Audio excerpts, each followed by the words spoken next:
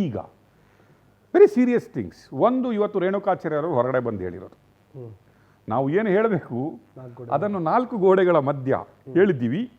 ಮಧ್ಯದಲ್ಲಿ ನಮ್ಮ ಅಧ್ಯಕ್ಷರು ಬಂದರು, ಕರೆಕ್ಟು. ಆದರೆ ನಾನು ಹೊರಗಡೆ ಬಂದು ಬಾಯ್ಬಿಡಲ್ಲ, ನಮ್ಮದು ಭಾರಿ ಶಿಸ್ತಿನ ಪಾರ್ಟಿ, ನಮಗೆ ಶಿಸ್ತು ಕಲಿಸ್ಕೊಟ್ಟಿದ್ದಾರೆ. ಐ ಥಿಂಕ್ ರೇಣುಕಾಚಾರ್ಯ ಶಿಸ್ತು ಇವತ್ತೇ ಕಲ್ತಿದ್ದಂಗಿದೆ, ನೆನ್ಪು ಮಾಡಿದಂಗೆ. ಏನಾದರೂ ಪ್ರಹ್ಲಾದ್ ಜೋಶಿ ಹೇಳಿರ್ಬೇಕು, ನೋಡಪ್ಪ ಕೂತ್ಕೋ ರೇಣುಕಾಚಾರ್ಯ, ನಿನ್ನ ಬಾಯಿ ಸ್ವಲ್ಪ ಹೊರಗಡೆ ಹೋದರೆ ಬೊಂಬಾಯಿ ಇದೆ, ಇಲ್ಲಿ ಕೂತ್ಕೊಂಡ್ಬಿಟ್ಟು ಮುಚ್ಕೊಂಡು ನಾನು ಹೇಳ್ದಂಗೆ ಕೇಳಬೇಕು, ಹಾಗೆ ಹೋಗಿ ಹೇಳ್ಬೇಕು ಅಂತ ಹೇಳಿರ್ಬೇಕು.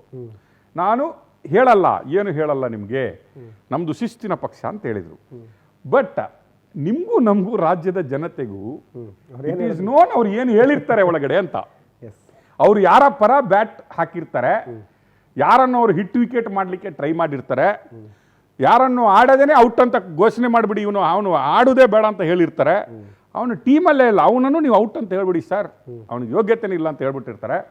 ಅದು ರೇಣುಕಾಚಾರ್ಯ ಅವರು ನಮಗೆ ಬಂದು ಹೇಳ್ಬೇಕಾಗೇ ಇಲ್ಲ. ಟು ಹೂಮ್ ಈ ಬ್ಯಾಟೆಡ್ ಅಂಡ್ ಏನೆಲ್ಲ ಅವ್ರು ಹೇಳಿರ್ಬೋದು ಒಳಗಡೆ, ಯಾರ್ಯಾರ ಬಗ್ಗೆ ಏನೇನು ಹೇಳಿರ್ಬೋದು ರೇಣುಕಾಚಾರ್ಯ ಅಂತ ಅವರು ಹೋಗುವ ಮೊದಲೇ 100 ಸಲ ಹೇಳೋರೆ ನಮಗೆ.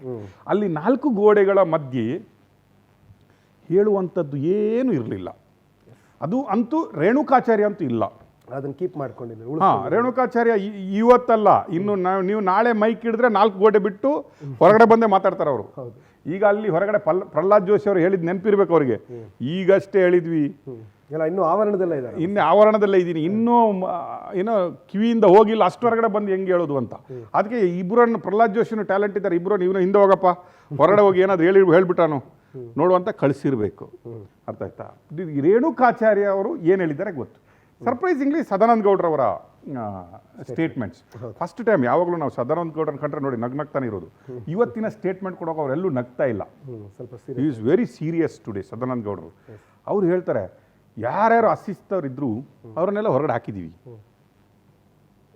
ಹಾಕಿದ್ದೀವಿ ನಾವು. ಅಂದರೆ ಇವ್ರು ಯಾರ್ಯಾರು ಅಶಿಸ್ತು ಅಂತ ಹೇಳ್ತಾ ಇರೋದು ಅಂತ ಹೇಳಿದ್ರೆ, ಯತ್ನಾಳು, ಆ ಕಡೆ ಪಾಪ ಈಶ್ವರಪ್ಪ, ಒಂದು ಎಸ್ ಟಿ ಸೋಮಶೇಖರ್ ಅವರು, ಈ ಕಡೆ ಹೆಬ್ಬಾರ್ ಅವರು, ಆ ಕಡೆ ಸೌದಿಯವರು, ಈ ಕಡೆ ಅರವಿಂದ್ ಲಿಂಬೋಳಿ ಅವರು ಪಕ್ಷದಿಂದ ಹೊರಗಡೆ ಹೋಗಿಲ್ಲ, ಅವರಿಗೆ ಸೀಟ್ ಕೊಟ್ಟಿಲ್ಲ, ಅವರ ವೈಫಿಗೆ ಅವರು ಕಾಂಪ್ರಮೈಸ್ ಮಾಡಿಕೊಂಡ್ರು.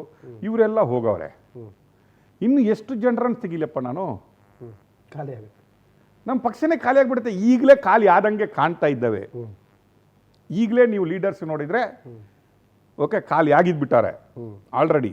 ಓಕೆ, ನಾನು ಹೇಳಿದ್ದೀನಿ ಕ್ಲೀನ್ ಮಾಡ್ತೀನಿ ಅಂತ ಹೇಳಿದ್ದೀನಿ. ಸದಾನಂದ ಗೌಡರು ಹೇಳಿದ್ದಾರೆ ಗೊತ್ತಾ, ನಾನು ಇನ್ನು ಶಿಸ್ತಿನ ಸಿಪಾಯಿ, ನಾನು RSSನಿಂದ ಬಂದವನು, ಪಾರ್ಟಿ ನನಗೆ ಎಲ್ಲ ಕೊಟ್ಟಿದೆ. ಏನೇನು ಕೊಟ್ಟಿಲ್ಲ? ಅಧ್ಯಕ್ಷರು ಮಾಡಿದೆ, CM ಮಾಡಿದೆ, ಸೆಂಟ್ರಲ್ ಮಿನಿಸ್ಟರ್ ಮಾಡಿದೆ, ನನ್ನನ್ನು ಮಾಡೋದು ಏನೂ ಇಲ್ಲ, ನನ್ನನ್ನು ಯೋಗ್ಯತೆಗೂ ಮೀರಿ ಮಾಡಿದೆ.